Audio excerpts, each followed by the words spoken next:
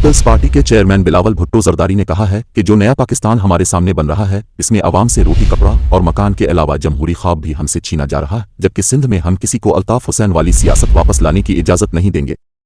शहीद बेनज़ीर भुट्टो की सालगिरह के मौके पर कराची में मुनक़िदा तकरीब से खिताब करते हुए बिलावल भुट्टो जरदारी ने कहा कि जिस इस्लामी जमहूरी और वफाकी निज़ाम से जुल्फ़िकार अली भुट्टो ने सब सूबों को जोड़ा था, इस पर कुछ सियासी जमातें और लोग हमला आवर हैं।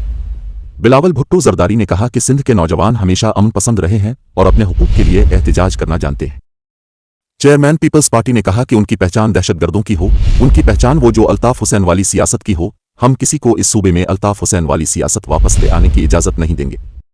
उन्होंने कहा कि हम किसी को एक भाई से दूसरे भाई के साथ लड़ने की इजाजत नहीं देंगे।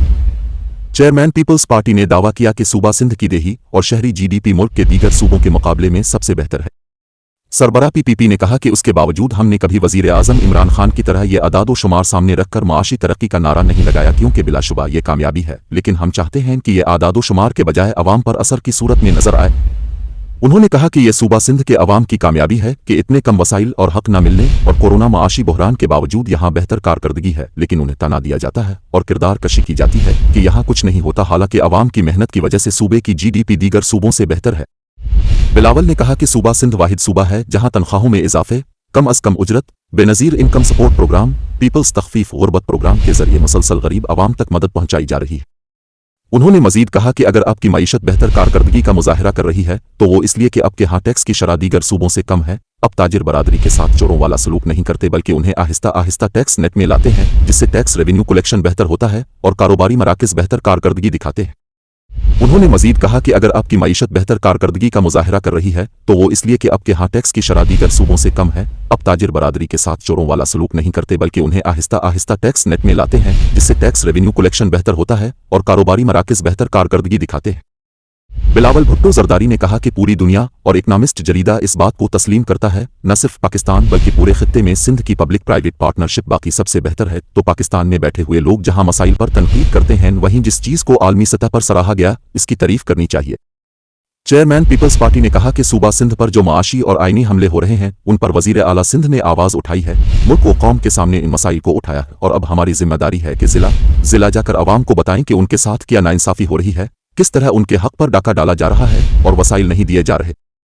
उन्होंने कहा कि यह पहली मर्तबा नहीं हुआ, एनएफसी अवार्ड मुसलसल नहीं दिया जाता, लेकिन बजट लिया जाता है और जब भी ये जुल्म किया जाता है तो हर सूबे का हक मारा जाता है। हम कब तक इस जुल्म को बर्दाश्त करते रहेंगे।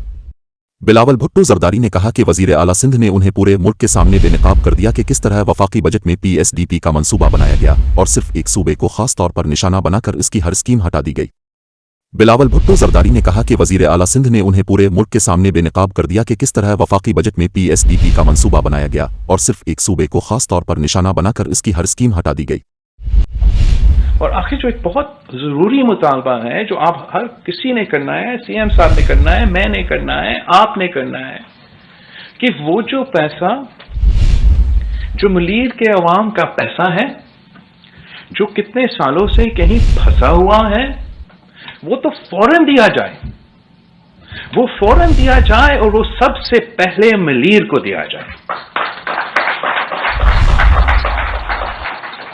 जब तक हम हर एंगल से अपने अवाम की ये। अब देख रहे थे सिंध न्यूज़ ऑनलाइन टीवी। मजीद तफसीलात के लिए देखिए हमारे वेबसाइट सिंध न्यूज़ ऑनलाइन और यूट्यूब चैनल जरूर सब्सक्राइब करें।